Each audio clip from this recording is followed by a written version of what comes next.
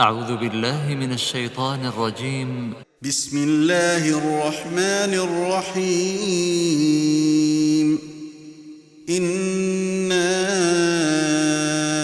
أنزلناه في ليلة القدر وما أدراك ما ليلة القدر ليلة القدر خير من 1000 شهر تنزل الملائكة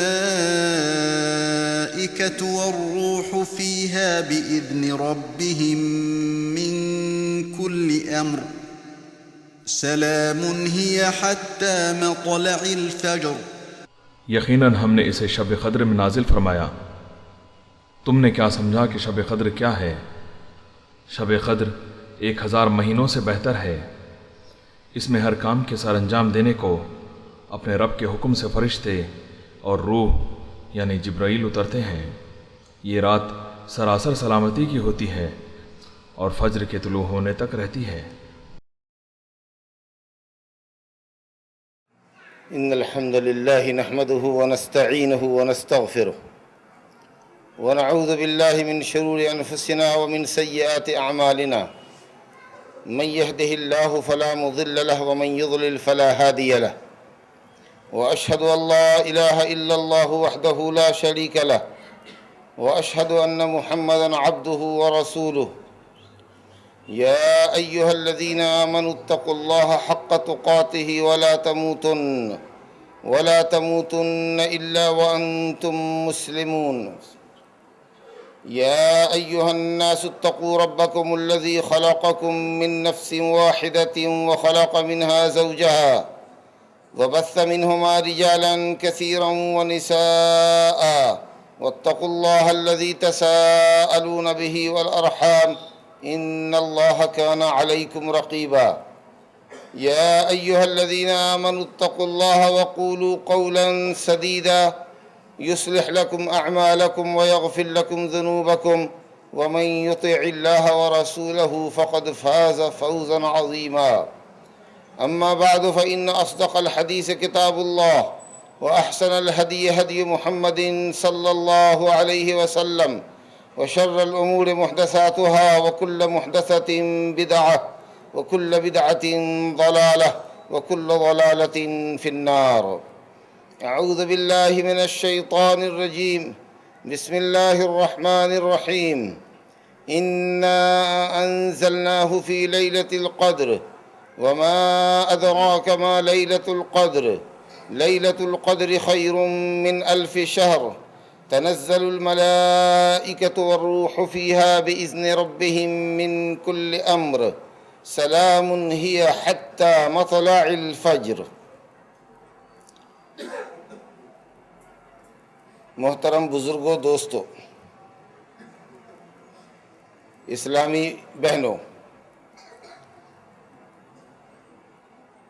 اس وقت آپ رمضان المبارک کے آخری مبارک عشرے سے گزر رہے ہیں.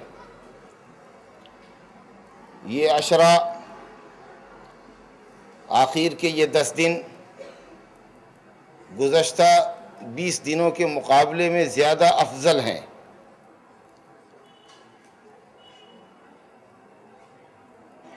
اور افضلیت ہی کی وجہ ہے کہ نبی کریم صلی اللہ علیہ وسلم اس اخیر عشرے میں عبادت کا زیادہ اہتمام فرماتے تھے. آپ اس عشرے میں وہ محنت صرف کرتے تھے جو اس سے قبل کے عشروں میں نہیں کرتے تھے. حضرت عائشہ ام المومنین رضی اللہ عنہا فرماتی ہیں کان یجتہد فی العشر الاواخر ما لا یجتہد فی غیرہ. آخری عشرے میں جو عبادت میں محنت اور مشقت آپ برداشت کرتے تھے وہ دوسرے عشرے میں برداشت نہیں کرتے تھے.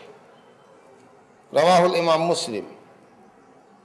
اور صحیح بخاری اور مسلم میں ام المومنین عائشہ رضی اللہ عنہا سے روایت ہے اذا دخل العشر شد مئزرہ واحیا لیلہ وایقظ اہلہ.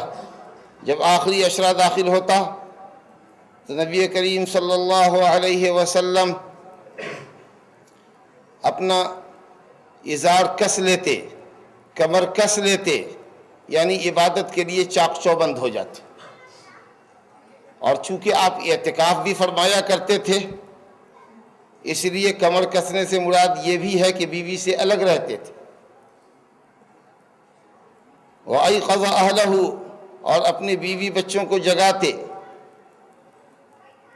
وَأَحْيَا لَيْلَهُ، اور اس کی راتوں میں شب بیداری کرتے. یہ دو حدیثیں بتاتی ہیں کہ نبی کریم صلی اللہ علیہ وسلم اس عشرے میں عبادت کا خاص اہتمام فرمایا کرتے تھے. لہذا بڑا خوش نصیب ہے وہ انسان جو ان باقی ایام کے اندر زیادہ سے زیادہ عبادت، ذکر و اذکار، تلاوت اور صدقہ و خیرات کے ذریعے اللہ رب العالمین کی جنت کو حاصل کر لے. اور بڑا محروم ہے وہ انسان، بڑا بدقسمت ہے وہ انسان جس سے یہ عشرہ بھی گزر جائے اور وہ غفلت سے بیدار نہ ہو، عام دنوں کے طریقہ سے ان ایام مبارکہ کو بھی گزار دے، ان مبارک لیالی کو بھی، راتوں کو بھی گزار دے، غفلت کی نظر کر دے، اور رمضان اس حال میں اس سے رخصت ہو جائے کہ اس نے اپنے گناہوں کو اللہ سے نہ بخشوایا. لوگ سمجھتے ہیں کہ مال و دولت سے محرومی اصل محرومی ہے، مال و دولت کی مفلسی اصل مفلسی ہے، لیکن اصل مفلسی یہ ہے کہ آدمی نیکیوں سے مفلس ہو، اور اصل محرومی یہ ہے کہ نیکیوں کے موسم گزر جائیں اور وہ دامن مراد کو نیکیوں سے بھر ڈالے، اللہ رب العالمین کی جنت کا اپنے کو مستحق نہ کرے. لہذا ضرورت ہے کہ اس عشرے میں آپ کی عبادت دو چند ہو جانی چاہیے. جو آپ تلاوتیں کیا کرتے تھے، اگر 2 پارے مثال کے طور پر ڈیلی کرتے تھے تو کوشش کیجئے کہ آج 5 پارے کر لیں. کوشش کیجئے کہ 10 پارے ہو جائیں آپ سے ڈیلی. 3 دن سے پہلے قرآن نہیں ختم کرنا، سنت یہ ہے کہ 3 دن کے اندر ختم کرنا چاہیے. کوشش یہ ہونی چاہیے کہ ہر 3 دن کے اوپر ایک قرآن ختم ہو جائے. اس کے لیے اپنے اوقات کو فارغ کیجئے، دنیا کے مشاغل کو ان بقیہ ایام میں کم کر دیجئے، جو شیڈولز ہیں آپ کے ان کو بند کر دیجئے. رمضان کے بعد پھر دیکھیں گے، جو ایام باقی ہیں ان کو غنیمت سمجھ دیجئے. کیونکہ ہم ہمیشہ یہ کہتے ہیں، اور علماء نے کہا بھی ہے، کہ فرصتیں ہمیشہ نہیں ملتی، موقع ہمیشہ نہیں ملتے. پتہ نہیں ہمیں کہ کس شخص کو اگلا رمضان ملے گا کہ نہیں ملے گا. اس لیے زیادہ سے زیادہ نیکی کا کام کریے. صدقات اگر آپ پورے رمضان سے کرتے ہوئے آ رہے تھے تو اب صدقات کی اسپیڈ بھی اس آخری عشرے میں بڑھا دیجئے. زکوٰۃ اگر دے چکے ہیں، اللہ نے مال دیا، تو کچھ نفلی صدقے بھی 1000 2000 10,000 خرچ کر ڈالیے. اللہ کے راستے میں خرچ کرنے سے کبھی مال گھٹے گا نہیں، بڑھے گا. اللہ رب العالمین یمحق اللہ الربا ویربی الصدقات، سود کو مٹاتا ہے، صدقات کو تو بڑھاتا ہے، 700 گنا بڑھائے گا. اس کے بعد ہی واللہ یضاعف لمن یشاء، جس آدمی کے اندر جس قدر دیکھے گا اخلاص، للہیت، رضائے الہی کا جذبہ، مال سے نفرت، اللہ سے محبت، تو اللہ رب العالمین 700 سے بھی زیادہ اس کو عطا فرمائے گا. تو کچھ صدقات بھی اس آخری عشرے میں زیادہ کریے. اسی طریقے سے نماز زیادہ پڑھیے، سنن و نوافل کا اہتمام کیجیے. سنت مؤکدہ کے علاوہ غیر مؤکدہ سنتیں بھی پڑھتے رہیے. مثال کے طور پر ظہر کی نماز کے فرض کے بعد 2 رکعت سنت ہے. ظہر سے عصر کے درمیان میں کوئی بھی وقت کراہت کا نہیں ہے. اگر آپ چاہیں تو 2 رکعت اور 4 رکعت 6 رکعت مستحبات آپ پڑھیے. اسی طریقے سے عصر کی نماز سے پہلے آئیے، 4 رکعت نماز مستحب ہے. من صلی رحم اللہ عمران صلی قبل العصر 4، اللہ رب العالمین اس شخص پر رحم فرمائے جو عصر سے پہلے 4 رکعت پڑھتا ہے. یہ سنت ہے، مستحب ہے، اس کے پڑھنے کا اہتمام کیجیے. مغرب کی نماز سے پہلے 2 رکعت اہتمام کیجیے. دیر تک افطار پر بیٹھیے مت، کوشش کیجیے کہ جلد افطار سے فارغ ہوں. جب تک جماعت کا وقت ہے 10 منٹ یا 8 منٹ کا وقفہ، اس میں 2 رکعت نماز بھی پڑھ لیجیے. اذا قبیل نمازوں کی تعداد سنت اور نوافل کی بڑھا دیجیے. لیکن نمازوں کی تعداد بڑھانے کا ہرگز یہ مطلب نہ سمجھا جائے کہ تراویح شروع رات میں پڑھ لی جائے اور پھر آخری رات میں تہجد کے نام سے ایک دوسری نماز شروع کی جائے، جیسا کہ بہت سے لوگ کرتے ہیں. کچھ لوگ 8 رکعت یا 10 رکعت یہاں بھی پڑھ لیتے، عشاء کے بعد اس کو تراویح کا نام دے دیتے.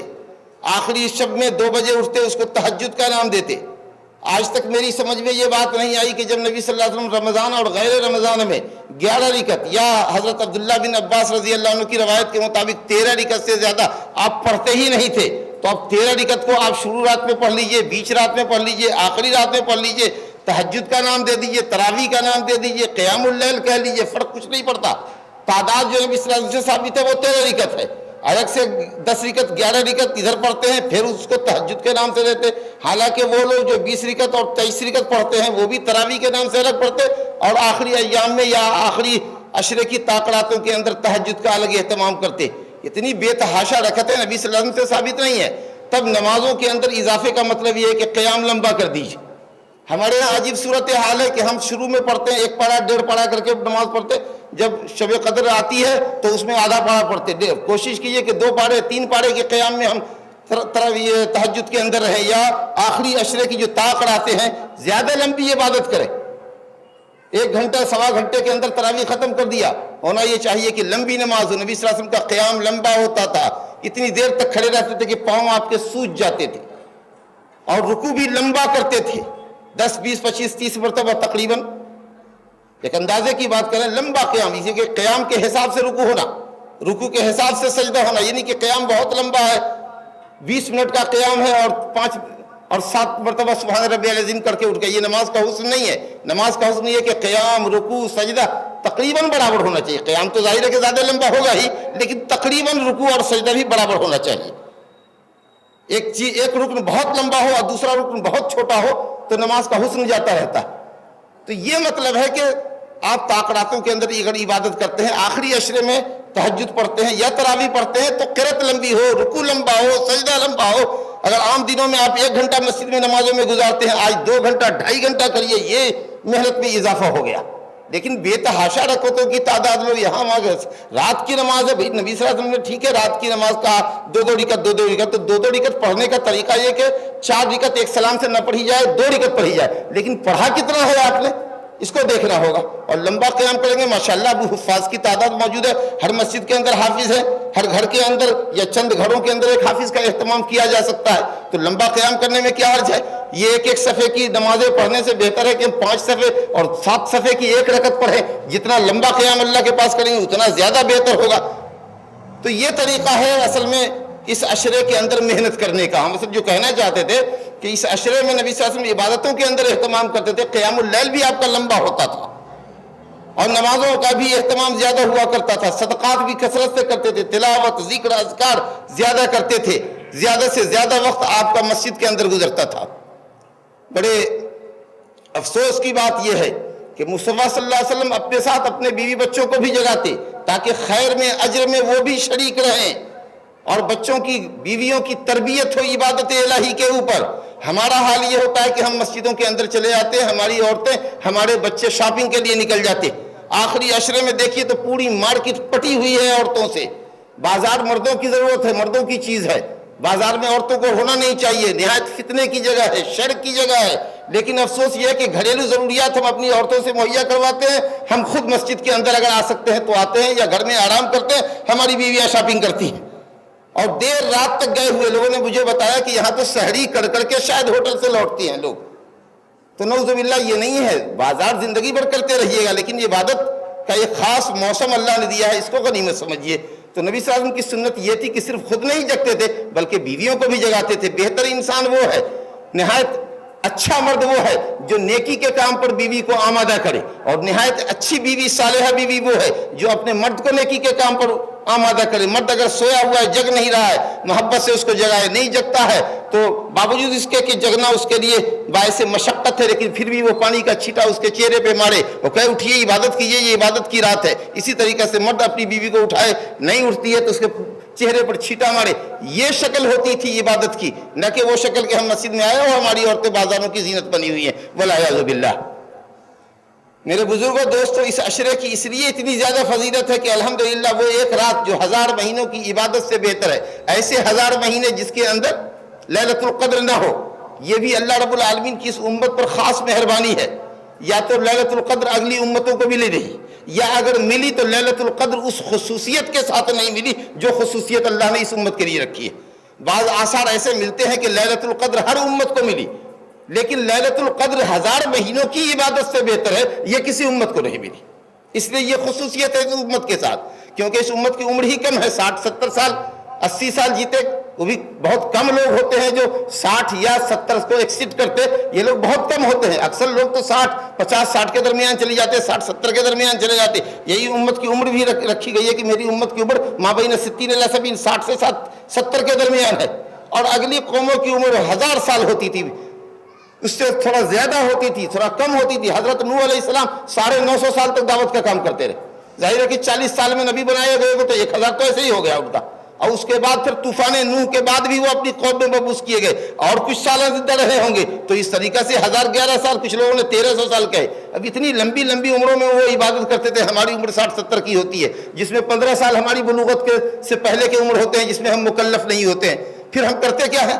تھوڑی سی عمر میں کیا عبادت کر سکتے ہیں؟ اللہ پاک نے ہم پر احسان فرمایا کہ ہم کو ایک رات عطا فرما دی، جس کی عبادت 1000 مہینوں کی عبادت، کوئی 83 سال 4 مہینے کی عبادت بنتی ہے، ایک رات کی عبادت۔ لیکن یہ بھی اللہ کا خاص کرم اور فضل اور اس کا احسان ہی مانیے کہ اس نے اس رات کو مخفی کر دیا آخری عشرے میں، اور خاص کر آخری عشرے کی طاق 5 راتوں کے اندر۔ نبی کریم صلی اللہ علیہ وسلم نکلے تھے کہ امت کو بتا دیں کہ وہ رات ایگزیکٹلی کس دن ہے، کون سی رات ہے، اس کی تاریخ متعین کر دیں۔ لیکن جب گھر سے باہر نکلے، مسجد سے باہر آئے، مسجد میں آئے تو دیکھا 2 آدمی لڑ رہے ہیں۔ ان کے جھگڑے کو چکانے میں بات آپ کے ذہن سے نکل گئی۔ کبھی کبھی لوگوں کا جھگڑا بڑے نقصان کا باعث ہوتا ہے، جیسے یہاں ایک نقصان ہو گیا کہ آپ ایک چیز امت کو بتانے جا رہے تھے، جھگڑے کو چکانے کے اندر وہ بات آپ کے ذہن سے محو کر دی گئی۔ جس طریقہ سے نبی صلی اللہ علیہ وسلم مرض الموت میں فرما رہے ہیں کہ لاؤ میں ایک تحریر لکھوا دیتا ہوں تاکہ میرے بعد تم گمراہ نہ ہوگے، لیکن کچھ صحابہ نے کہا کہ نبی صلی اللہ علیہ وسلم بیمار ہیں، پریشانی میں اور پریشانی بڑھانا ان کا، ہمارے پاس اللہ کی کتاب ہے، ہماری ضرورت کے لیے کافی ہے، کیا بھی نہیں لکھانا؟ اور کچھ لوگوں نے کہا نہیں لکھوا لو۔ اختلاف ہوا، آواز گونج گئی، آپ نے کہا قوموا نہیں، جاؤ ہمارے پاس سے جاؤ، یہاں شور ہنگامہ نہیں کرنا۔ تو کبھی کبھی اختلاف اور جھگڑا بہت بڑے خیر سے محرومی کا ذریعہ ہوتا ہے۔ تاہم اللہ رب العالمین کا یہ بھی کرم ہے کہ اس نے 5 راتوں میں اس رات کو مخفی کر دیا تاکہ زیادہ سے زیادہ اس رات کو پانے کے شوقین عبادت کر سکیں۔ ویسے تو ایک ہی رات میں پوری توجہ ان کی رہتی، اب 5 راتیں پانی ہیں، 10 راتوں میں اہتمام کریں گے، کم سے کم 5 رات اسپیشلی جگیں گے، عبادت کے لیے جگیں گے، تو ایک رات کے مقابلے میں ان کو 5 رات عبادت کا موقع مل گیا۔ اور اسی میں پہچان بھی ہو گئی کہ صحیح طالب کون ہے شب قدر کا، اور رسم و رواج کے حساب سے دیکھا دیکھی جگنے والا کون ہے۔ جو سچا کسی چیز کا طالب ہوتا ہے، سچی ہرس اس کے اندر ہوتی ہے۔ اگر آپ کو ایک چیز کے پانے کا نشہ چڑھ جائے کہ ہم کو یہ ٹارگٹ ہمارا ہے، اس کو ہم کو حاصل کرنا ہے، تو آپ رات دن اکٹھا کر دیتے، کیونکہ کوئی بڑی منفعت ہے آپ کے سامنے۔ اگر 10,000 روپے کا کوئی منافع، 1 لاکھ کا، 1 کروڑ کا منافع ہے اگر، اور کہا جائے کہ 1 مہینہ رات دن 24 گھنٹہ جگنا ہوگا، تو ہم دوا کھا کر کے اپنی نیندوں کو دور کریں گے اور سوچیں گے کہ اس ٹارگٹ کو ہر حال میں حاصل کرنا ہے، کیونکہ سچی طلب ہے وہاں۔ یہاں جس کو سچی طلب ہوگی وہ 5 راتوں کی عبادت کا اہتمام کرے گا۔ جو صرف رسم و رواج کا ہوگا، دوستوں کے ساتھ آ گیا، کہنے پر آ گیا، پھر تھوڑی دیر بیٹھا، مسجد میں اس کا جی نہیں لگا، اس کے نفس نے کہا چلو آرام سے ٹی وی دیکھتے ہیں، سو جاتے ہیں، کیا ادھر آنکھ پھوڑنے کی ضرورت ہے، جگنے کی ضرورت ہے، آنکھ بوجھل ہو رہی ہے۔ تو اس طرح کی کیفیتیں پیدا ہوتی ہیں۔ اس کا مطلب یہ کہ آپ نے صحیح ہدف نہیں لگایا، آپ نے نشانہ صحیح لیلۃ القدر کو پانے کا نہیں بنایا ہے۔ اگر آپ بنائے ہوتے تو اس کے لیے جو بھی قربانی دینی ہوتی، جتنا بھی اپنے اوپر مشقت برداشت کرنی ہوتی، آپ کرتے۔ تو اللہ رب العالمین کی یہ مہربانی ہے کہ اس نے اس کو مخفی رکھا ہے تاکہ اس کے بندے زیادہ سے زیادہ عبادت کریں۔ اور کیا پوچھنا ہے اس آیت کا، میں نے ایک سورت پڑھی ہے نا، سورۃ القدر، اللہ رب العالمین نے اس رات کے تعلق سے پوری ایک سورت ہی نازل فرمائی ہے، اور کہا ہے کہ یہ ہم نے قرآن مجید کو لیلۃ القدر میں نازل کیا۔ ایک تو قرآن مجید جو سارے جہان کے لیے ہدایت کا سامان ہے، اللہ رب العالمین نے جس کو نبی کریم صلی اللہ علیہ وسلم کا سب سے اونچا اور بڑا معجزہ بنا کر اتارا ہے، وہ معجزہ قیامت تک کے لیے باقی ہے، اپنی صداقت میں، اپنی حقانیت میں۔ آج بھی چیلنج کر رہا ہے کہ اگر کسی کو اس کتاب کے کلام الہی ہونے میں شک ہے تو وہ ایک آیت بنا کر لے آئے، اللہ کا وعدہ اور رسول کا وعدہ فالس ہو جائے گا۔ وہ وعدہ آج تک قرآن مجید کے اندر موجود ہے، اور ظاہر ہے کہ جب پورے انسان مل کر، پورے جنات مل کر بھی ایک آیت نہیں بنا سکتے، تو یہ اس بات کا زندہ ثبوت ہے کہ یہ کتاب اللہ سبحانہ و تعالیٰ کی کتاب ہے اور اس کا کلام ہے، اور آپ صلی اللہ علیہ وسلم اللہ کے سچے رسول ہیں۔ الحمدللہ ریسرچ لوگ کر رہے ہیں، تحقیقات کر رہے ہیں، روز ایک دنیا مسلمان ہو رہی ہے، سینکڑوں کی تعداد میں نہیں، ہم سمجھتے ہیں کہ ہزاروں کی تعداد میں لوگ مسلمان ہو رہی ہے۔ یہ زندہ جاوید معجزہ ہے۔ تمام انبیاء کو اللہ نے جو معجزات دیے وہ ان کی زندگی کے ساتھ چلا گیا۔ حضرت موسیٰ کی عصا جو اژدہا بنتی تھی، ہاتھ جو ید بیضا بنتا تھا، موسیٰ علیہ السلام کے ساتھ چلا گیا، لیکن نبی صلی اللہ علیہ وسلم کو جو معجزہ دیا وہ معجزہ قیامت تک باقی رہے گا، اور جیسے جیسے ریسرچ تحقیقات ہوتی جائیں گی ویسے اس معجزے کی حقانیت اور کھلتی چلی جائے گی، اور آپ کے ماننے والوں کی تعداد قیامت کے دن تمام امتوں کے مقابلے میں سب سے زیادہ ہوگی۔ اتنی عظیم کتاب اللہ سبحانہ و تعالیٰ نے اس شب میں اتارا، اس کا نام رکھا لیلۃ القدر، عزت والی رات، توقیر والی رات، اور فرمایا اس سے بڑی عزت کیا ہوگی کہ اس رات پہ قرآن اترا، اس سے بڑی عزت اس رات کی اور کیا ہو سکتی ہے۔ پھر قدر کے معنی تقدیر کی رات، سال بھر کے فیصلے اللہ رب العالمین اس رات کے اندر متعلقہ فرشتوں کے حوالے کر دیتا ہے۔ تقدیر لکھی جا چکی ہے، آسمان و زمین کی تخلیق سے 50,000 سال پہلے تقدیر لکھی جا چکی، وہ تقدیر ہر سال کی متعلقہ فرشتوں، روزی کا کوئی فرشتہ ہے، بارش برسانے پر کوئی فرشتہ مامور ہے، روح قبض کرنے پر کوئی فرشتہ مامور ہے، ہوا چلانے پہ کوئی فرشتہ مامور ہے، جن کی جو ڈیوٹیاں ہیں، ان کو کب ہوا چلانا، کب بارش دینا، کتنا ملی میٹر بارش دینا، کتنی تیزی سے ہوا چلنی، کن لوگوں کی روح قبض ہونی، سارا بیڑا پورا چارٹ اللہ رب العالمین اس سال کا متعلقہ فرشتوں کے حوالے کر دیتا ہے لیلۃ القدر میں۔ اور یہی لیلت مبارکہ ہے جس کو سورہ دخان کی آیت نمبر 3 میں کہا گیا، اِنَّا أَنزَلْنَاهُ فِي لَيْلَةٍ مُبَارَكَةٍ اِنَّا كُنَّا مُنذِرِينَ فِيهَا يُفْرَقُ كُلُّ أَمْرٍ حَكِيمٍ، ہر حکمت والا فیصلہ لوح محفوظ سے چھانٹ کر الگ کر کے فرشتوں کے حوالے کیا جاتا ہے۔ یہ لیلت مبارکہ جس میں تقدیر الگ کر کے حوالے کر دی جاتی فرشتوں کے، یہ لیلۃ القدر دونوں سیم رات ہے۔ کچھ لوگ کہتے ہیں وہ 15ویں شعبان کی رات ہے، اسی میں وہ خوب جگ لیتے ہیں، خوب پٹاخے بازیاں کر لیتے ہیں، سمجھتے ہیں تقدیر کی رات ہے، تقدیر تو انہوں نے لکھوا لی اللہ تعالیٰ سے۔ کوئی نہیں، تقدیر نہیں لکھائی جاتی، تقدیر الحمدللہ لکھی ہوئی ہے، بس متعلقہ فرشتوں کے حوالے پورا چارٹ کر دیا جاتا ہے، کیونکہ فرشتے عالم الغیب نہیں، انہیں نہیں معلوم کہ اس سال کس کو مرنا ہے، تو اللہ رب العالمین وہ مرنے والوں کی لسٹ دے دیتا ہے، کن کو کتنی روزی ملنی وہ لسٹ دے دیتا ہے، کن کا کون کام بنے گا، کس کا کون کام بگڑے گا اس کی تفصیل دے دیتا ہے۔ وہ الحمدللہ شب قدر کے اندر ہوتی ہے۔ لوگ خام خیالی میں پڑے ہوئے ہیں کہ وہ 15ویں شعبان ہے، وہ 15ویں شعبان کی رات نہیں بھیا، یہ ادھر یہ رات ہے، لیلۃ القدر ہے جو رمضان المبارک کے اندر ہوتی ہے۔ یہ وہ عظیم رات ہے جس کے اندر اللہ نے قرآن اتارا ہے، اور قرآن اللہ نے شہر رمضان کے اندر اتارا ہے، شہر رمضان الذی انزل فیہ القرآن۔ مہینہ رمضان کا ہے، رات لیلۃ القدر ہے، یہی لیلۃ القدر، یہی لیلۃ مبارکہ ہے جو رمضان کے اندر ہوتی ہے، نہ کہ شعبان کے اندر۔ رب العالمین پوچھتا ہے وما ادراک ما لیلۃ القدر، یہ انداز بھی کیا پیارا ہے، کہتا تمہیں کیا معلوم کہ لیلۃ القدر کیا ہوتی ہے؟ یہ انداز ہی بتا رہا ہے کہ یہ بڑی بھاری بھرکم رات ہے، بڑی عزت والی رات ہے، بڑی عظمت والی رات ہے۔ اس سے اللہ رب العالمین نے اس رات کی فخامت اور عظمت کو واضح کیا، اور اس کے بعد خود جواب دے رہا ہے کہ لیلۃ القدر خیر من الف شہر، 1000 مہینوں کی عبادت سے بہتر ہے۔ ایک رات کا قیام 1000 مہینے، لیکن ایک رات کے لیے آخری عشرہ اور آخری عشرے کی طاقتوں کے اندر اہتمام کرنا پڑے گا۔ اس کے بعد کہا تنزل الملائکۃ والروح، اس رات کے اندر فرشتے اترتے ہیں۔ فرشتے کس لیے اترتے ہیں؟ اور شیاطین کس لیے آتے ہیں؟ شیاطین شرارت کے لیے آتے ہیں، گندگی پھیلانے آتے ہیں، شر پھیلانے آتے ہیں۔ فرشتے رحمت کا پیغام لے کر آتے ہیں۔ فرشتوں کا اترنا ہی رحمت الہی ہے۔ جب حضرت نبی صلی اللہ علیہ وسلم کا انتقال ہو گیا تو صحابہ کرام روتے تھے، صحابیات روتی تھی، کہتی تھی کہ اب جبریل کی آمد بند ہو گئی مدینے میں۔ جب آپ ہوتے تھے تو جبریل آتے تھے، جبریل آتے تھے تو ان کے ساتھ رحمت اور برکت کا نزول ہوتا تھا۔ اب آپ دنیا سے رخصت ہو گئے، یہ خیر بند ہو گیا۔ لیکن الحمدللہ سال میں ایک مرتبہ یہ خیر کا دروازہ کھلتا ہے، وہ شب قدر ہے جس میں فرشتے اور روح الامین جبریل امین علیہ الصلوۃ والسلام بنفس نفیس تشریف لاتے ہیں۔ اللہ رب العالمین کہتا ہے سلام، یہ رات سلامتی کی ہے، جہنم سے آزادی کی رات ہے، ہر پریشانی سے نجات کی رات ہے۔ مانگ لو اللہ رب العالمین سے جو کچھ مانگ سکتے ہو، شب قدر کے اندر مانگو، تنہائی میں بیٹھو، ذکر و اذکار کرو، تلاوت کرو، ہاتھ اٹھاؤ، لمبی دعائیں اللہ رب العالمین سے مانگو۔ سلام، سلامتی کی رات ہے، عفو عافیت کی رات ہے۔ کہو اللہم انک عفو تحب العفو فاعف عنی، پوری زندگی کے سیاہ کارناموں کو نظامت کا آنسو بہا کر دھل دو اور ایک نئی زندگی یہاں سے شروع کرو۔ سلام ہے حتی مطلع الفجر، سلامتی ہوتی ہے یہاں تک کہ فجر صادق طلوع ہو جائے اور تم فجر کی نماز پڑھ لو۔ مغرب کے وقت سے یہ وقت شروع ہوتا ہے اور طلوع فجر کے ساتھ یہ اینڈ ہوتا ہے۔ یہ ہے اس رات کی عظمت اور اہمیت۔ بعض آثار ہیں، حضرت ابی بن کعب رضی اللہ عنہ، حضرت عبداللہ بن عباس کہتے تھے کہ 27 کی رات ہے شب قدر، لیکن اسی کے مقابلے میں ابو سعید خدری وغیرہ سے مسلم بخاری میں روایت ہے کہ ایک سال 21 کو ہوا، نبی صلی اللہ علیہ وسلم نے فرمایا کہ مجھے خواب دکھایا گیا ہے کہ اس سال رمضان المبارک میں جو شب قدر ہوگی اس رات میں مسجد ٹپکے گی، بارش ہوئے گی۔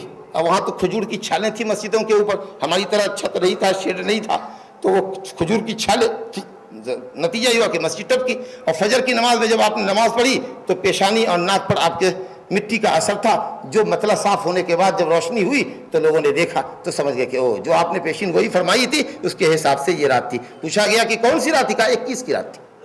نبی کریم صلی اللہ علیہ وسلم کی روایت ہے بخاری مسلم میں کہ رمضان کی طاق راتوں کے اندر شب قدر کو تلاش، تحروا لیلۃ القدر فی الوتر من العشر الاواخر من، متفق علیہ روایت ہے، رمضان کے آخری عشرے کی طاق راتوں میں شب قدر کو تلاش، تحروا لیلۃ القدر فی السبع الاواخر من، بخاری شریف کی روایت ہے کہ رمضان کو آخری 7 راتوں میں تلاش ہو، خاص کر 23 کی، 25 کی، 27 کی، 29 کی راتوں میں اس کو تلاش ہو۔ اسی طریقے سے کبھی کسی سال 27 کو بھی ہوا۔ علامہ حافظ ابن حجر اسقلانی رحمۃ اللہ علیہ نے فتح الباری میں بہت سے اقوال نقل کیے ہیں، لیکن سب کو اینالائسس کرنے کے بعد نتیجہ یہی نکالا ہے انہوں نے کہ بہتر یہی بات ہے اور دلیل سے قریب تر یہی بات ہے کہ یہ رات شب قدر کی پھوٹ راتوں کے اندر ہے، طاق راتوں کے اندر ہے، اور یہ رات کسی ایک معین رات کا نام نہیں ہے، بلکہ یہ طاق راتوں کے اندر منتقل ہوتی رہتی ہے، کبھی وہ 27 کو بھی ہوتی ہے، کبھی 25 کو بھی ہوتی ہے، کبھی 23 کو بھی ہوتی ہے۔ علامتیں بتائی گئی ہیں کہ جس رات وہ ہوتی ہے اس رات گرمی نہیں ہوتی، سردی نہیں ہوتی، معتدل موسم ہوتا ہے، بڑا سہانا منظر ہوتا ہے اور اچھا سا لگتا ہے، کیونکہ فرشتوں کا نزول ہوتا ہے۔ صبح میں سورج کی شعاعیں تیز نہیں ہوتی، اس میں لالی نہیں ہوتی، بالکل وائٹ، سورج نکلتے ہوئے پہلی کرن جب اس کی نکلتی ہے تو بالکل وائٹ ہوتا ہے، اس میں ریڈنس نہیں ہوتا، لالی نہیں ہوتی، سرخی نہیں ہوتی۔ تو اس طریقے سے یہ کچھ علامتیں بتائی گئی ہیں۔ بہرحال وہ علامتیں ہمارے لیے ظاہر ہوں کہ نہ ہو، نبی کریم صلی اللہ علیہ وسلم نے فرمایا کہ طاق راتوں میں تلاش ہو تو ہمیں طاق راتوں میں عبادت کا اہتمام کرنا چاہیے۔ بزرگوں دوستوں، اس آخری عشرے کی ایک خاص عبادت جس کی وجہ سے یہ آخری عشرہ پچھلے 2 عشروں کے مقابلے میں ممتاز ہوتا ہے، وہ اعتکاف کی عبادت ہے، اور الحمدللہ اللہ کے کچھ بندے اعتکاف اور مسجد میں کر بھی رہے ہیں۔ اعتکاف کہتے ہیں اپنے آپ کو مسجد میں روکنا۔ ظاہر ہے کہ مسجد میں رکنے کی کوئی غرض ہوگی اور وہ غرض ہے عبادت۔ اگر مسجد میں بھی رک کر کے آدمی صرف سوتا رہے، اپنے اس حجرے کے اندر خوب سوئے، پیٹ بھر کر کھا لے اور خوب سوئے، اور صرف نمازوں کے وقت میں جگے اور عام لوگوں کے طریقہ سے تھوڑا سا تلاوت قرآن کر کے ذکر کر کے جا کر کے پھر سو جائے، تو ہم سمجھتے ہیں کہ یہ اعتکاف کا مقصد نہیں۔ آپ نے دنیا کے مشاغل سے اپنے آپ کو کاٹا ہے۔ وہ مشاغل جو آپ کو اللہ کی ذکر سے غافل کر رہے تھے، ان مشاغل کو آپ نے پیچھے چھوڑا ہے۔ اللہ رب العالمین سے رشتہ جوڑا ہے، مخلوق سے رشتہ کاٹا ہے۔ تو ظاہر ہے کہ اب آپ کو کتنی زیادہ عبادت کرنی چاہیے اور ان اوقات کو کتنا زیادہ عبادت اور ذکر و دعا کے اندر اور نماز کے اندر استعمال کرنا چاہیے، یہ ہر معتکف کو سمجھ لینا چاہیے۔ اس لیے زیادہ سے زیادہ اس میں اعتکاف کرنا ہے۔ تنہائی سے آدمی کو اپنی قبر یاد کرنی چاہیے۔ اعتکاف کر لیا، دنیا میں نکلے، دنیا بڑے دنیا دار بن گئے، بہت بڑے بنیا بن گئے، بے ایمانی شیطانی پھر شروع ہو گئی۔ 10 روز کے واسطے کیوں کنارے ہوئے تھے؟ مسجد میں 10 دن کے واسطے کیوں کنارے ہوئے تھے؟ قبر کو یاد کرنے کے لیے کہ جیسے آج ابھی تنہا ہے سب کے جیتے جی، ایک دن آئے گا کہ ہم ایکچولی سب کو چھوڑ کر چلے جائیں گے۔ تو یہی احساس جب اعتکاف سے ہم باہر آئے تو کیوں نہیں رہا؟ پھر تو دنیا میں آپ نمبر 1 بنیا بن گئے، جائز ناجائز سب کی تمیز کر کے جیسے بھی پیسے آئے بس۔ تو یہ طریقہ نہیں ہے۔ آدمی سوچے سمجھے کہ وہ کیوں تخلیہ اس نے کیا ہے۔ یہ تخلیہ اس کو موت کی یاد دلاتی، ذکر و فکر کے لیے اس کو خالی کرتی ہے۔ تنہائی میں آدمی سوچتا ہے، سوچنے کی صلاحیت بڑھتی ہے، اللہ رب العالمین کی قدرتوں پر، اس کی نعمتوں پر غور کرتا ہے کہ ہم کون ہیں، کہاں ہیں، یہ کائنات کیا ہے، کس لیے ہم پیدا کیے گئے۔ تو اس کے اندر اللہ رب العالمین کی عبادت اور شکریہ کا جذبہ پیدا ہوتا ہے، اس لیے عبادت ہوتی ہے یہ اعتکاف۔ اور یہ سنت ہے آخری عشرے کے 10 دنوں کے اندر ہے۔ ویسے ایک لوگ پوچھتے رہتے ہیں صاحب 1 دن کا کرنا چاہتے ہیں، 2 دن کا کرنا چاہتے ہیں، ٹھیک ہے بھائی، جتنے دن کی نیت کرو، جتنے بجے سے جتنے بجے تک تم اپنے آپ کو مسجد میں عبادت کے واسطے روکو، تمہارا اعتکاف ہو جائے گا۔ کوئی کہ ہم صرف 1 رات کی اعتکاف کرنا چاہتے ہیں، یہ بھی ٹھیک ہے، لیکن رمضان مبارک کے اندر افضل اعتکاف جو نبی صلی اللہ علیہ وسلم نے فرمایا ہے وہ آخری عشرے کا اعتکاف فرمایا ہے۔ اور آخری سال میں، ہجرت کے 10ویں سال جو آخری رمضان ہے، جس کے بعد آپ کو دوسرا رمضان نہیں ملا، آپ نے اس سال 20 دنوں کا اعتکاف کیا تھا۔ 20 دنوں کا، کیونکہ اشارے مل گئے تھے کہ اب آپ کو دنیا سے رخصت ہونا ہے، تو آخری زندگی میں اور زیادہ عمل کرنے کی ضرورت ہے۔ تو رمضان آخری ہو رہا ہے تو اس میں اور زیادہ عبادت کرنے کی ضرورت ہے کہ اب تو گنتی کے چند دن رہ گئے ہیں۔ اللہ نے جو کہا تھا ایام معدودات، گنتی کے چند ہیں، انگلیوں پر گنتے گنتے آج آپ کی 22 تاریخ 23 تاریخ ہو گئی، اب آپ کے 6 دن 7 دن بچے ہیں، ختم ہو جائیں گے۔ تو جیسے جیسے رمضان اختتام کے قریب ہو رہا ہے، اللہ کے بندوں کو اپنی محنت اور بڑھا دینی چاہیے، جیسے نبی صلی اللہ علیہ وسلم آخری حیات میں اور زیادہ محنت کریں۔ ایک مرتبہ قرآن کا دور ہوتا تھا، ابھی 2 مرتبہ دور فرمایا ہے آپ نے.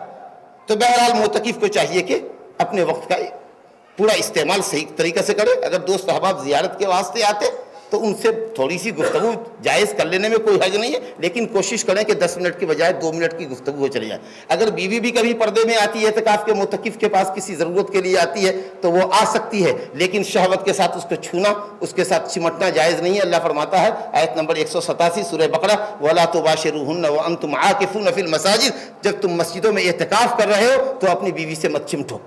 اس کا مطلب ہوا کہ اعتکاف مسجد میں ضروری ہے. خواتین کے لیے بھی اگر معقول انتظام ہے، 2-4 خواتین اگر ادھر بیٹھ سکتی ہیں اپنے حلقے میں تو وہ بھی اعتکاف کر سکتی ہیں. لیکن اعتکاف بہرحال مسجد میں ہے، گھر میں کسی بھی حال میں اعتکاف جائز نہیں ہے، کیونکہ اللہ رب العالمین کا وَأَنْتُمْ عَاكِفُونَ فِي الْمَسَاجِدِ، درا حال ہے کہ تم مسجدوں میں اعتکاف کرنے والے ہو.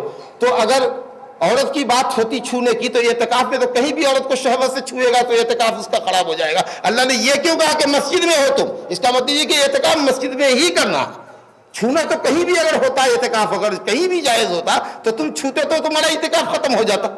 لیکن یہ کہا درا حال ہے کہ تم مسجد میں ہو تو عورت کو نہ چھوؤ. اس کا مطلب یہ کہ آپ معتکف ہیں مسجد میں ہیں اور آپ کو مسجد میں ہونا چاہیے. اور شریعت کا جو یہ قانون ہمارے لیے وہ ہماری عورتوں کے لیے، ان کے لیے اسپیشل کوئی قانون نہیں ہے. نبی صلی اللہ علیہ وسلم کی بیویوں نے ایک مرتبہ اجازت مانگی ہے ام المومنین عائشہ رضی اللہ عنہا نے کہ یا رسول اللہ آپ کا خیمہ لگتا ہے، تمہیں برابر میں اپنا خیمہ لگا لیتی ہوں. آپ نے کہا لگا لو.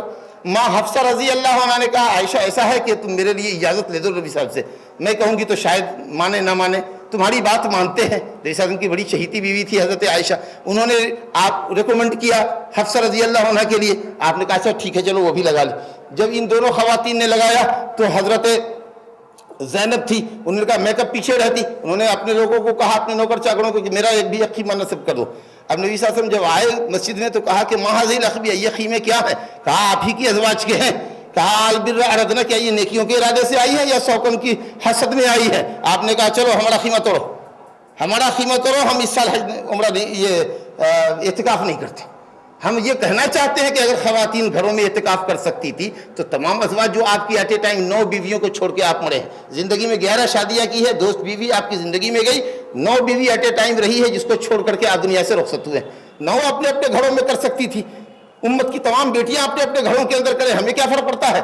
لیکن یہاں خیمے نصب ہوئے اور جب زیادہ خیمے دیکھے تو آپ نے اتروا دیا خیمے کو. اس کا مطلب یہ ہے کہ اعتکاف عورتوں کے لیے بھی مسجد میں ضروری ہے. اور انسانی بشری تقاضوں کے علاوہ نہ نکلے، پیشاب پخانہ کی حاجت ہو، لیٹرین وغیرہ کی حاجت ہو، مسجد میں اگر اس کا انتظام نہیں ہے تب گھر جا سکتے، جاؤ سیدھا کام کر کے اپنا فارغ آ جاؤ. گھر میں اگر کوئی گھر سے کھانا لانے والا نہیں ہے، گھر جا کر کے بھی سیدھا کھانا کھا کر کے آؤ، راستے میں بازار کی ضرورتوں میں مت الجھو جی. لیکن اگر کوئی پہنچا دیتا ہے کھانا تو مسجد سے من نہ نکلو، کیونکہ تم نے اپنے آپ کو عبادت کے واسطے ہی مسجد میں روکا ہے. اور اس سے یہ بھی معلوم، حضرت صفیہ رضی اللہ عنہ ایک مرتبہ نبی صلی اللہ علیہ وسلم کی زیارت کے واسطے آئی، آپ اعتکاف میں تھے، ملاقات کے واسطے آئی. جب چلنے لگی، رات کا وقت ہو گیا تھا، تو آپ نے کہا چلو تمہارے گھر تک تم کو چھوڑ دیتے ہیں، گھر کے نکڑ تک، گلی ہے اندھیرا ہے. تو کہا میں چلی جا رہی، کہا نہیں چلو چلتا ہوں. پھر جا کر کے آپ نے ان کو گھر تک مشایعت کی، چھوڑا اس کو. 2 انصاری نوجوان سامنے سے تیزی سے گزر نکلے بھاگے، بلائے. آپ نے کہا سنو یہ ہماری بیوی صفیہ ہے. کہا سبحان اللہ یا رسول اللہ، ہم آپ کے متعلق. کہا نہیں تم نہیں کر سکتے تھے، شیطان اس موقع کا فائدہ اٹھاتا تھا اور وہ تمہارے ذہن میں ڈال دیتا کہ معلوم نہیں نبی صلی اللہ علیہ وسلم رات کے اندھیرے میں کس عورت کے ساتھ ہے.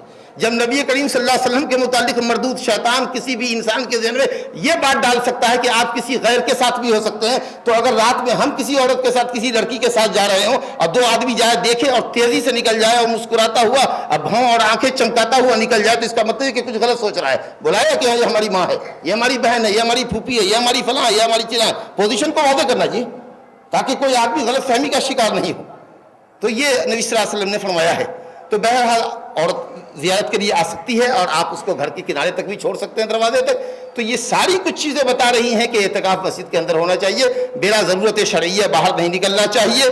کھانے پینے کی اگر حاجت ہو، کوئی نہیں پہنچا سکتا ہے تو جائیے، ادروائز مسجد کے اندر اپنے آپ کو رکھیے اور زیادہ سے زیادہ عبادت کیجیے. یہ بہترین موقع ہے، آپ نے اس لیے مسجد میں اپنے آپ کو رکھا ہے تاکہ آپ 10 راتوں کے اندر عبادت کریں گے تو ایک دم شیور اینڈ شارٹن آپ کو لیلۃ القدر مل جائے گی. یہ جذبہ ہے آپ کے اعتکاف کا، تو الحمدللہ خوشا نصیب، بہت اچھا ہے اور آپ کیجیے.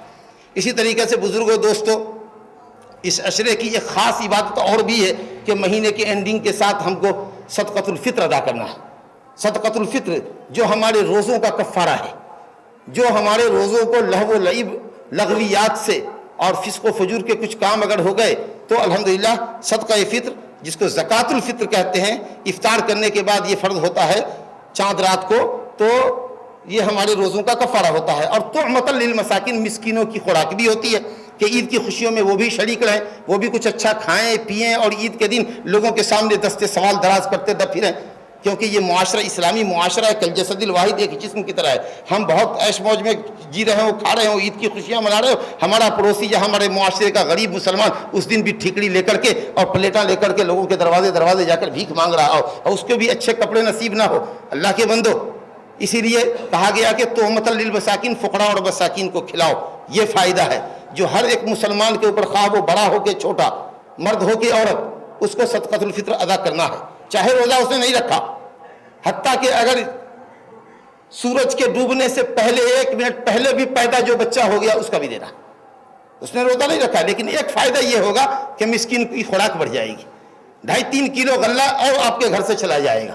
تو صرف روزے داروں کے لیے نہیں ہے، چونکہ مسکین کی بھی خوراک مہیا کرنی ہے، اس لیے گھر میں جتنے بچے ہیں ان کا دینا ہے۔ کچھ لوگوں نے کہا حمل تک کا دے ڈالو، حمل کے لیے کوئی دلیل نہیں ہے، اس کے لیے یہ حمل کے لیے کوئی دلیل نہیں ہے۔ جو بچہ پیدا ہو چکا ہو اور عید کا چاند نکلنے سے پہلے پیدا ہو چکا ہو، اس کے اوپر 1 منٹ پہلے پیدا ہو جائے اس کے اوپر واجب ہے۔ اور 1 منٹ پہلے اگر ایک آدمی مر گیا، سورج ڈوبنے سے 2 منٹ پہلے مر گیا، تو اس کا صدقہ فطر واجب نہیں ہے، کیونکہ اس نے افطار کا جو وقت تھا، لاسٹ ڈیٹ کا جو افطار کا ٹائم تھا، اس نے نہیں پایا۔ تو بہرحال یہ فطرے کا مقصد ہے، اور الحمدللہ یہ فرض ہے، اور ہر اس آدمی کے اوپر فرض ہے جو علماء نے کہا ہے کہ عید کی رات اور عید کے دن کی خوراک اپنے پاس رکھ لے۔ ایک مزدور آدمی ہے، اگر اس کے پاس 5 کلو کا خرچہ ہے یومیہ، تو 1 دن کی خوراک اپنے پاس رکھ لے، اور اس کے بعد اگر 2 کلو ہی اس کے پاس غلہ ہے تو وہ کسی مسکین کو دے ڈالے، چاہے ایک ہی آدمی کی طرف سے ہو۔ ایک آدمی کی طرف سے ایک سا دینا ہے، کم سے کم کلو 2.5 کلو یا 3 کلو، اس کے پاس 1 ہی کلو ہے، رات کا کھائے گا اور کل 2 وقت کا کھائے گا۔ ظاہر ہے عید کے دن تو کام پہ نہیں جائے گا، عید کا خوشی کا دن ہے، ایک دوسرے سے ملاقات کرے گا، تو اس دن جو اگر 2 کلو کھاتا ہے، اس کے بعد بچتا ہے اس کے پاس صرف 1 کلو، جو کہ ایک آدمی کا بھی فطرہ نہیں ہے، صدقۃ الفطر نہیں ہے، تو اس کو چاہیے فاتقوا اللہ ما استطعتم، جس حد تک اللہ سے ڈرتے ہو چلو 1 کلو ہی خرچ کر دو، پھر تم کو دوسری جہت سے آ جائے گا۔ لوگ سمجھتے ہیں محلے کے اندر کہ یہ آدمی محتاج ہے، مسکین ہے، رکشہ پولر ہے، ٹانگا اٹھاتا ہے، ٹھیلا کھینچتا ہے، اس کے مصارف ہیں، اس کے کھانے پینے والے زیادہ ہیں، پھر بھی اس نے اپنی طرف سے 1 کلو دے دیا ہے۔ الحمدللہ محلے کے کئی بندوں کے فطرے ان کے پاس آ جاتے اور اچھی رقم آ جاتی۔ اور ایک بات جو ہمیشہ ہم یہ کہتے ہیں اور اس پر زور دیتے ہیں، اور پہلے بھی میں نے زور دیا ہے، حضرات اس بات کے گواہ ہوں گے کہ نبی کریم صلی اللہ علیہ وسلم اور صحابہ کرام میں سے کسی سے ثابت نہیں ہے کہ انہوں نے صدقۃ الفطر کو پیسے کی شکل میں نکالا ہو۔ صحابہ کرام کہتے ہیں، حضرت عبداللہ بن عمر فرماتے ہیں کہ رسول اللہ فرض رسول اللہ صام من طعام من عقیت من شعیر من زبیب، جو غلہ آپ کھاتے ہو، جو کھانا کھاتے ہو، اگر آپ پنیر کھاتے ہیں، آپ مکھن کھاتے ہیں، آپ کھجور کھاتے ہیں، آپ گیہوں کھاتے ہیں، آپ چاول کھاتے ہیں، آپ مچھلی ہی کھاتے ہیں، آپ کی خوراک صرف مچھلی ہے، آپ کی خوراک صرف دودھ ہے، تو آپ دودھ نکال دیجئے، 1 سا دودھ نکال دیجئے، 2.5 لیٹر 3 لیٹر دودھ نکال دیجئے۔ لوگ کہتے ہیں لوگ غلے نہیں لیتے، کس نے کہا غلے نہیں لیتے؟ پورے محلے کا جمع کر لیجیے، نہیں ہماری جماعت کے ذمہ داروں کو دے دیجئے، مسجد کے متولی صاحب کو دے دیجئے 2 روز پہلے، لے آئیے 10 کنٹل گیہوں جمع کر دیجئے، 10 کنٹل چاول جمع کر دیجئے۔ انہوں دیکھ لیتے محلے کے اندر کہ کون مساکین ہے، نہیں ہے مساکین ہے، نہیں ہے، دوسرے محلے سے دیکھتے، دیہاتوں میں دیکھتے جو لوگ پریشان ہیں، ان کو کہتے کہ آؤ لاری لے کر آؤ، لے جاؤ 10 کنٹل لے جاؤ، تمہیں اپنے درمیان لوگوں کے درمیان بانٹ لو۔ یہ عذر لنگ ہے، پیسہ دیتے پیسہ دیتے۔ نبی صلی اللہ علیہ وسلم کے زمانے میں کیا پیسہ نہیں تھا؟ مختلف غلوں کی کو بتایا گیا اور کہا ہے سب میں ایک ساتھ، جبکہ آپ جان رہے ہیں کہ کھجور اور منقع کی قیمت زیادہ ہے، دودھ پنیر کی قیمت زیادہ ہے، گیہوں اور جو کی قیمت معمولی ہے۔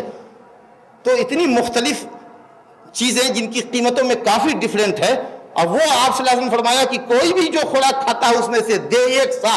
اس کا مطلب یہ ہے کہ مطلوب ہے شریعت کو 1 سا نکالنا، 1 سا کی قیمت نہیں، جو چیز آپ کھاتے ہیں وہ دیجیے، 1 کیس لیجیے 3 کلو چاول کی اور کسی مسکین کے ہاتھ میں دے دیجیے، 2.5 کلو سے 3 کلو گیہوں لے لیجیے، آٹا لے لیجیے، چاول لے لیجیے، کسی کے حوالے کر دیجیے، مکہ لے لیجیے، 3 لیٹر 2.5 لیٹر دودھ لے لیجیے، کسی مسکین کو عید کے دن کے لیے دے دیجیے اپنے فطرے کی شکل۔ اگر آپ دودھ کھاتے ہو تو یہ نہیں کہ دودھ خرید کے آپ دے رہے ہیں، وہ تو ان کی ضرورت ہے، وہ لے جائیں گے، غلہ بیچ دیں گے، کچھ کو کھانے کے لیے رکھیں گے آئندہ کے لیے، کچھ کو بیچ کر کے اپنی ضروریات مہیا کریں گے، یہ ان کی ضرورت ہے، لیکن آپ صدقۃ الفطر کو شریعت کے مطابق نکالیے۔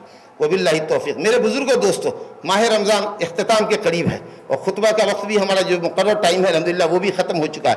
میں ایک بات صرف یہ کہہ کر کے بات اپنی ختم کرنا چاہتا ہوں کہ سب سے قیمتی وقت جو انسان کا زندگی میں گزرتا ہے وہ وہی وقت ہے جو مسجد میں گزرتا ہے۔ اور اللہ کے ذکر اور عبادت کے لیے جو وقت گزرتا ہے ہمارا، جتنے وقت ہم مسجد میں ہیں، یہ وقت ہماری زندگی کا سب سے قیمتی وقت۔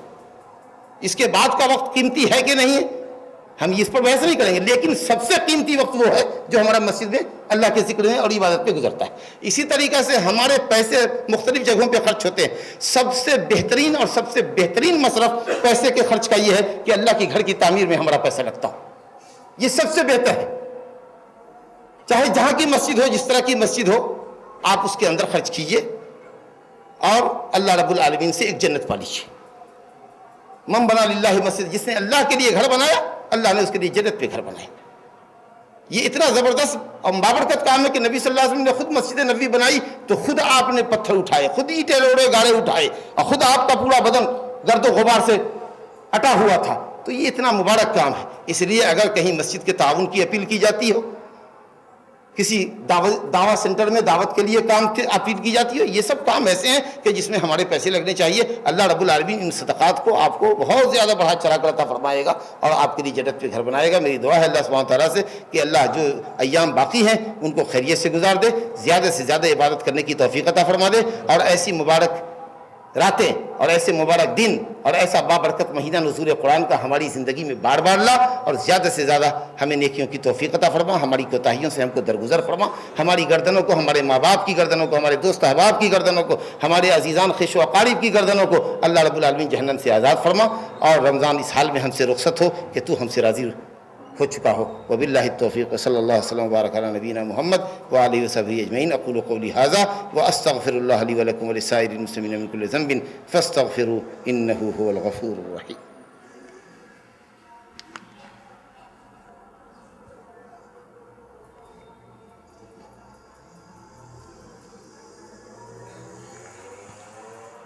ان الحمد للہ نحمدہ ونستعینہ ونستغفرہ ونعوذ باللہ من شرور انفسنا ومن سیئات اعمالنا، من یہدہ اللہ فلا مضل لہ ومن یضلل فلا ہادی لہ، واشہد ان لا الہ الا اللہ واشہد ان محمدا عبدہ ورسولہ۔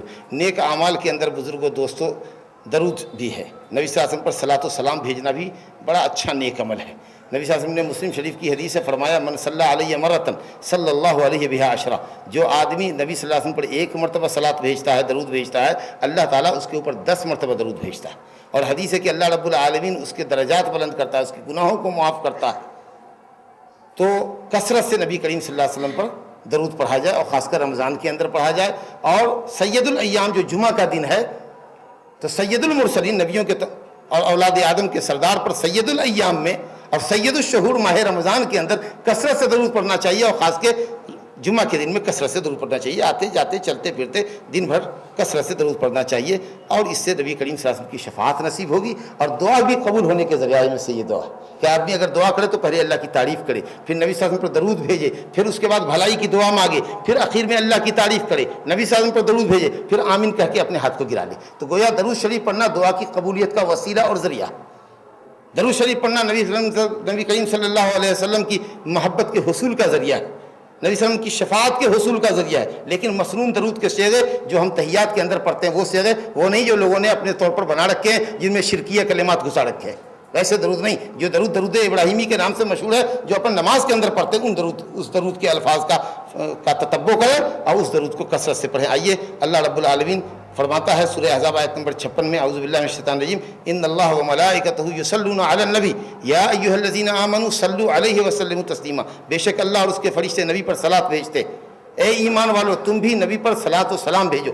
اللہم صلی علی محمد وعلی آل محمد کما صلیت علی ابراہیم وعلی آل ابراہیم انک حمید مجید، وبارک علی محمد وعلی آل محمد کما بارکت علی ابراہیم وعلی آل ابراہیم انک حمید مجید۔